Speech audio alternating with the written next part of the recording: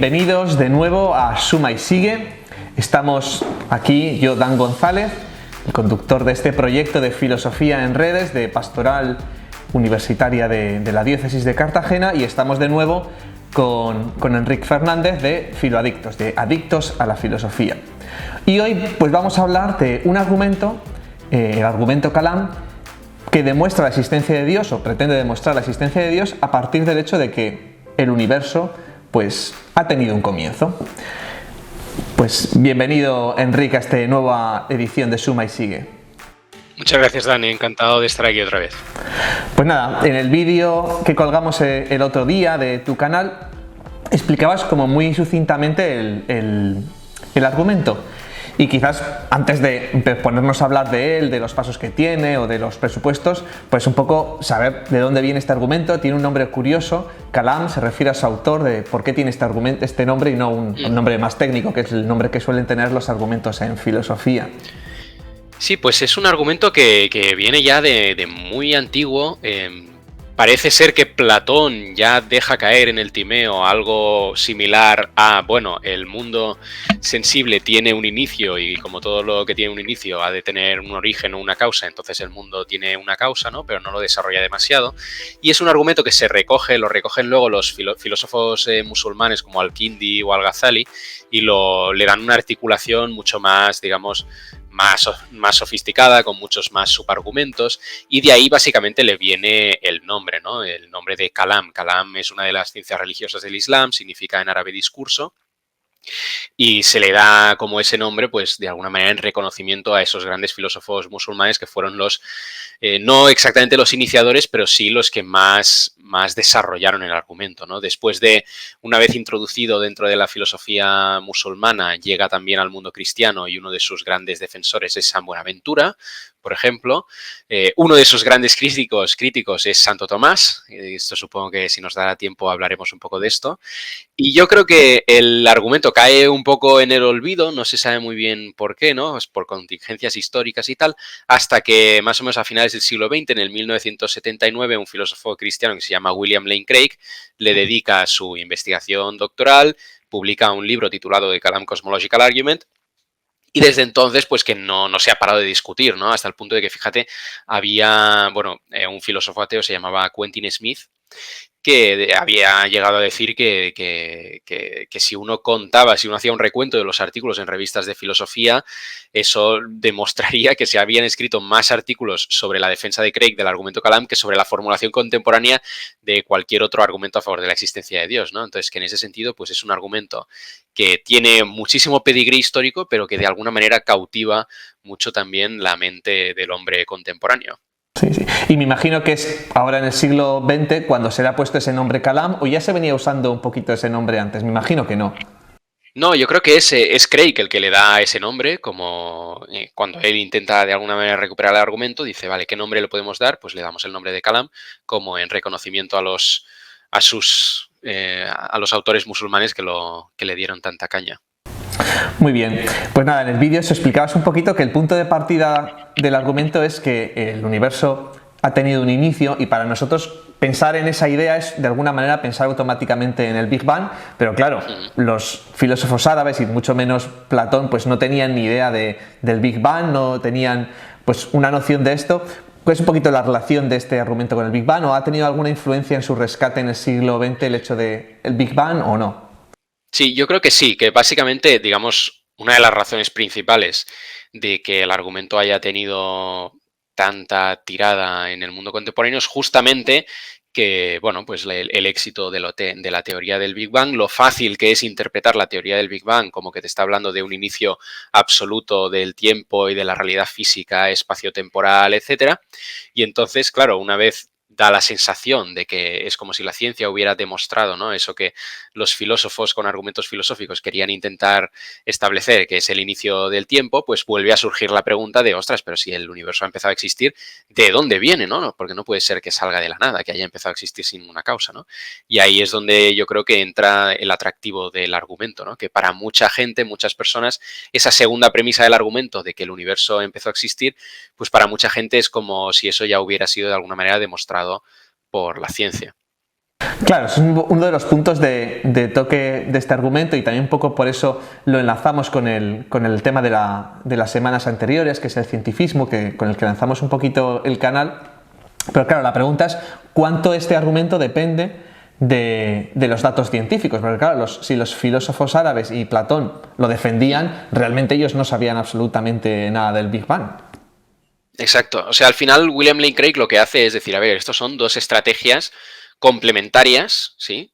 Es la estrategia de la evidencia científica, entonces dice, pues podemos ir por la evidencia científica y decir que la mejor interpretación de toda la evidencia científica es que efectivamente la realidad espaciotemporal tiene un inicio absoluto, pero luego si a alguien no le resulta convincente esa evidencia científica o le parece que se puede interpretar de diversas maneras, que está abierta a interpretación y tal, pues también están los argumentos filosóficos y argumentos filosóficos que ya que se llevaban siglos discutiendo, ¿no? Entonces ahí William Lane Craig suele apelar a dos argumentos filosóficos que son los que él pone siempre. Si quieres podemos hablar un poquito de eso, pero también se han desarrollado muchísimos más. Entonces es un poco, yo lo veo como dos vías paralelas que se pueden seguir, ¿no? Como decir, bueno, podemos mirar a la ciencia, a ver si la ciencia puede de alguna manera arrojar un poco de luz sobre esta cuestión, pero también podemos mirar a la filosofía, a ver si la reflexión filosófica nos muestra que la idea de un pasado infinito pues es problemática y que a lo mejor lo más racional es negarla. Claro, sí, porque lo del Big Bang no todo el mundo lo tiene claro, todo el mundo sabe que existe algo así como una gran explosión inicial, todo el mundo lo hemos visto, hay una gran serie sobre física que tiene ese nombre, de Big Bang Theory. Pero claro, ¿cuáles son los argumentos que los filósofos que no conocían el Big Bang o que deciden prescindir de ese dato dan para defender que el mundo ha tenido un comienzo, un inicio, que no ha existido siempre, vamos? Sí, normalmente siempre, digamos, la idea era tirar un poquito de paradojas que tengan que ver con el infinito, ¿no? Paradojas que surgirían si uno acepta la posibilidad de un pasado infinito y de alguna manera intentar reducir al absurdo la hipótesis del pasado infinito apelando a este tipo de paradojas, como diciendo, a ver, si aceptamos la posibilidad de un pasado infinito, entonces estaríamos aceptando la posibilidad de escenarios paradójicos, escenarios absurdos, extremadamente contraintuitivos, y entonces como eso intentar tomarlo como evidencia de que es mucho mejor, más razonable y más racional, pues negar la infinitud del pasado, la eternidad del pasado, porque entonces todos esos problemas, ¿no? De alguna manera los evitas de raíz, porque no estás permitiendo entrar en tu teoría aquello que hace esos problemas posibles, ¿no? Entonces, a ver, uno de los típicos argumentos es la idea por ejemplo, tomamos dos planetas que tienen bueno, que uno de los planetas tarda el doble que el otro en hacer la misma traslación alrededor del Sol. Entonces, lo intuitivo es pensar que a medida que pase el tiempo, ¿sí? Pues uno de los dos habrá dado más vueltas al Sol que el otro, ¿no? En concreto, pues el doble de vueltas que el Sol que el otro, ¿no? Pero si aceptamos que el pasado es infinito, entonces dicen estos filósofos que la conclusión a sacar es que, aunque uno siempre da más vueltas que el otro, el número de vueltas que han dado los dos es el mismo, ¿no? Porque el mismo, o sea, es como el infinito es el mismo para ambos, ¿no? Bueno, y entonces algunos filósofos intentan sacar de eso la idea de que, bueno, pues eso tiene consecuencias contraintuitivas o absurdas y tal, y por tanto es mejor negar la idea del pasado infinito, ¿no? Otro de los argumentos muy típicos es la idea de que si uno acepta el pasado infinito, pues entonces está como diciendo que el día de hoy se ha terminado un infinito, ¿no? Y se supone que tiene que haber algún tipo de algo problemático en la idea de que uno podría llegar a terminar un infinito, ¿no? Como William Lane Craig suele poner el ejemplo de, es como si alguien me dijera que hoy ha terminado de contar todos los números negativos y que hoy ha llegado al cero, ¿no? Entonces es como algo que parece que nos impacta como una situación absurda que realmente no podría suceder, pero que si uno acepta que el pasado es infinito, entonces tiene que reconocer que eso que le parece que es absurdo ha sucedido realmente. Claro, claro. Aún así, a pesar de que haya estos argumentos filosóficos o casi matemáticos, algunos como que se acercan bastante al ámbito de las matemáticas o de la filosofía de las matemáticas, hay grandes pensadores teístas, ¿no? Como Tomás de Aquino, principalmente, que no aceptan este argumento. ¿Es porque no aceptan estos argumentos? ¿Porque tienen una solución a alguna de estas paradojas? Sí, no recuerdo ahora muy bien qué solución le daba exactamente Santo Tomás, pero yo creo que Santo Tomás, o sea, Santo Tomás tiene un opúsculo que se llama Sobre la eternidad del mundo, ¿no? Y en este opúsculo él dice, yo acepto el inicio del universo, pero lo acepto por fe. Es decir, lo acepto porque lo dice la Escritura, lo dice el magisterio de la Iglesia, lo dice la tradición, pero Santo Tomás no creía que eso se pudiera establecer filosóficamente por medio de argumento racional, ¿no? Y yo creo que una de las cosas que a él lo movían a pensar de esa manera es que este tipo de argumentos no es que estén derivando una contradicción de la idea de un pasado infinito, sino que lo que derivan es situaciones paradójicas en el sentido de, bueno, absurdas, contraintuitivas, difíciles de entender, difíciles de imaginar, ¿no? Entonces, Santo Tomás yo creo que tenía una visión de la omnipotencia divina muy robusta en el sentido de que todo aquello que no implicara contradicción, Dios realmente lo podía hacer si quería, ¿no? Entonces, Santo Tomás yo creo que ante este tipo de argumentos respondería en plan, sí, el infinito y la idea de un pasado infinito, digamos que tiene consecuencias que son contraintuitivas, tiene consecuencias que son difíciles de entender, que nuestras mentes finitas no pueden de alguna manera abarcar o aprehender, pero como no hay ninguna contradicción realmente, pues Dios, si quisiera, lo podría haber hecho, ¿no? Entonces, para él eso es suficiente como para que esos argumentos no, no sean conclusivos en el sentido que a él le gustaba. Él quería que fueran, digamos, mucho más fuertes los argumentos. Entonces, él, digamos, lo que él intenta hacer es siempre los argumentos que él presenta como las vías y tal, que sean compatibles con la hipótesis de un universo eterno, ¿no? Que incluso si el universo siempre ha existido y no ha tenido nunca un inicio absoluto, aún así tenemos que explicar su existencia, por ejemplo, porque estamos hablando de un conjunto de cosas contingentes, ¿no? Que necesitan recibir el ser de algún otro tipo de causa que el ser lo posea por esencia, ¿no? Y eso al final es lo que Santo Tomás le llama Dios. Claro, claro, sí. O sea que realmente la cuestión es que tenemos experiencia, ¿no? Por la ciencia que muchas veces que cosas que son contraintuitivas pues acaban siendo demostradas como verdaderas, como, bueno, hay muchos ejemplos, ¿no? En la historia de la ciencia. Entonces, claro, realmente es un punto un poco débil, ¿no? Del argumento, que quizás lo hace como más probable y dices, bueno, hasta donde llega el conocimiento ahora, pues es un argumento razonable, pero vaya usted a saber qué pasa en el futuro, ¿no? Sí, yo creo que, al menos hasta donde yo entiendo de la literatura, y sobre todo de William Lane Craig presenta este tipo de argumentos no como en plan son argumentos absolutamente apodícticos, infalibles, que es imposible realmente que se equivoquen y tal, sino más bien como, oye, fíjate que la idea de un pasado infinito tiene estas consecuencias contraintuitivas y aunque es verdad que la intuición no es infalible y hay muchas cosas en la realidad que son contraintuitivas, no tenemos que aceptar cosas que vayan en contra de la intuición de manera tan radical, a menos que haya buenos motivos, ¿no? Y escapar de un argumento a favor de la existencia de Dios no es un buen motivo como para negar este tipo de intuiciones, ¿no? O sea, otra cosa sería si de manera empírica se pudiera demostrar que efectivamente pues el pasado es infinito, ¿no? Aunque yo no entiendo cómo se podría hacer eso. O si la hipótesis de un inicio absoluto del tiempo tuviera paradojas similares o resultados similarmente contraintuitivos que la hipótesis de un pasado eterno, ¿no? Pero sí, o sea, implica que el argumento no es todo lo fuerte que podría ser si llegara a ser apodíctico y demostrarse una contradicción, pero eso tampoco tiene por qué significar que no tiene en absoluto como ninguna fuerza, ¿no? Y que no tiene la capacidad de hacer más razonable la conclusión. Efectivamente, ¿no? Y luego, quizás otro problema que se puede plantear, ¿no? Un poquito con este argumento es, claro, sobre todo, ¿no? Pensando en el Big Bang, este mundo, este universo ha tenido un inicio, ¿no? Pero la pregunta que mucha gente se puede hacer es, bueno, ¿y por qué hace falta una causa? ¿O por qué no podría ser otro universo de estilo parecido su causa? ¿Por qué tiene que ser Dios, ¿no? ¿Cuál es un poquito la pregunta que la gente puede hacerse? Sí. A ver, una vez uno tiene un principio de causalidad como el de la primera premisa del Kalam, entonces si el universo ha empezado a existir tiene que tener una causa, o sea, no hay otra. No puedes aceptar el principio de causalidad y aceptar que el universo tiene una causa y no sacar la conclusión de que hay, aceptar que el universo tiene un inicio y no sacar la conclusión de que entonces tiene que tener una causa, ¿no?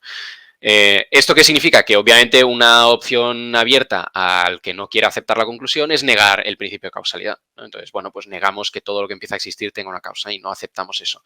Pero ¿qué motivos hay realmente para aceptar el principio de causalidad? Hombre, yo creo que de entrada, volvemos a hablar quizás de la intuición, pero parece que es un principio muy intuitivo que se sigue de la idea de que de la nada no puede salir nada, ¿no? Entonces, parecería que si uno acepta la posibilidad de que haya cosas que empiecen a existir sin causa alguna, estaría de alguna manera diciendo que de la nada puede salir algo, lo cual parece que no tiene mucho sentido, ¿no?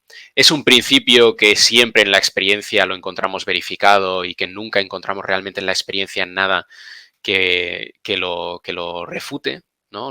Algunos a veces se ponen algunos contraejemplos, pero yo creo que están muy cogidos por pinzas. Y luego hay autores que a mí me gusta más este tipo de aproximación que toman ellos, que de alguna manera argumentan que necesitamos el principio de causalidad y un principio de causalidad con la fuerza de decirle que todo lo que empieza a existir tiene una causa, porque si no nos veríamos arrojados de alguna manera al escepticismo radical, ¿no? Porque, o sea, tú piensas que normalmente asumimos que hay algún tipo de conexión causal entre los objetos externos y nuestras percepciones, ¿no? O sea, los objetos externos son causa de que estamos teniendo las percepciones que estamos teniendo, ¿no?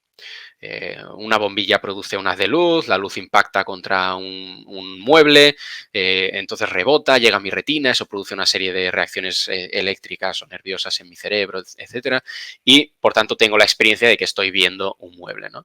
Pero si yo acepto que hay cosas que pueden empezar a existir sin causa, pues cualquiera de estos pasos que tienen que darse en el proceso de conocimiento se podría dar sin ninguna causa, por tanto sin ningún tipo de conexión con la realidad exterior. Ergo, se abre la puerta a que mis experiencias sensibles pues hayan empezado a existir sin ningún tipo de causa, ¿no? Y sean completamente arbitrarias y no tengan realmente una conexión con nada externo. Y eso, hombre, yo creo que eso es un problema, ¿no? Si realmente el abandono de este tipo de principios te lleva a tener que abrazar un escepticismo radical, pues mejor no hacerlo, ¿no? Mejor no hacerlo. Entonces, parece como que esa premisa está bastante segura. ¿Qué puede hacer entonces la persona que quiere de alguna manera intentar evitar la conclusión teísta? Bueno, puede intentar decir, sí, el universo empezó a existir, pero su causa es otro universo anterior. Sí, lógicamente, ¿no? Que es la teoría un poco de los universos posibles, múltiples universos posibles, etcétera, etcétera. Claro, exacto. El problema con eso es que si realmente los argumentos filosóficos que hemos dado a favor de que el pasado tiene que tener un inicio funcionan, pues esos se van a aplicar a cualquier otro supuesto universo anterior que yo quiera postular, ¿sí? Anterior al mío. Entonces, o sea, la idea es que realmente para evitar esto tendría que estar hablando de no, hay una serie causal infinita de universos que se extienden infinitamente sin ningún tipo de comienzo, que se van produciendo unos a otros, ¿no? Pero de nuevo, los argumentos filosóficos que hemos utilizado para descartar la eternidad del pasado se aplican igual para descartar la idea de que puede haber series causales infinitas, ¿no? Por tanto, incluso si uno quiere postular universos anteriores, esa serie de universos anteriores va a tener que tener algún tipo de inicio, ¿no? Un primer universo material con un primer inicio, y ese va a tener que tener una causa por el principio de causalidad, ¿no? Y ahí ya, bueno, pues estamos en que tenemos que toda la realidad material o física tiene que tener una causa. Esa causa no puede ser ni material ni física, porque estamos hablando de que tiene que ser la causa de toda la realidad material y física, ¿no? Por tanto, pues tiene que ser una causa que sea inmaterial, que no sea física, que sea espacial, atemporal, y bueno, pues eso empieza a parecerse muy sospechosamente, digamos, al dios del teísmo tradicional, ¿no? Y lo que dice Craig es que eso es suficiente, o sea que al final el argumento tampoco necesita, de nuevo, demostrar apodícticamente, sin posibilidad de error, ni duda, ni pregunta, absolutamente todos los atributos tradicionales del dios clásico, sino simplemente mostrar que, oye, hemos llegado a la existencia de un ser que se parece mucho al dios del teísmo tradicional, y eso lo que hace es aumentar la plausibilidad o aumentar la razonabilidad de la hipótesis teísta. Muy bien, o sea que es un argumento que en el fondo lo que se trata no es de cerrar toda posibilidad al ateísmo o al agnosticismo, sino claro. decir, hombre, aquí hay algo que lo hace verosímil bastante la existencia de un dios muy parecido al dios cristiano o dios musulmán o un dios como se ha defendido pues en las religiones monoteístas clásicas, ¿no? Exacto, efectivamente. Es más esa idea de que, a ver, esto apunta en esta dirección, ¿sí? Apunta en esta dirección. Pues muy bien, pues ha estado muy interesante. Se me quedan como muchos temas todavía un poco pues en el tintero por seguir hablando, ¿no?, acerca de esta cuestión. Pero bueno, vamos a tener tiempo de seguir hablando de muchos temas, muchas cuestiones acerca de Dios, su existencia, ¿no?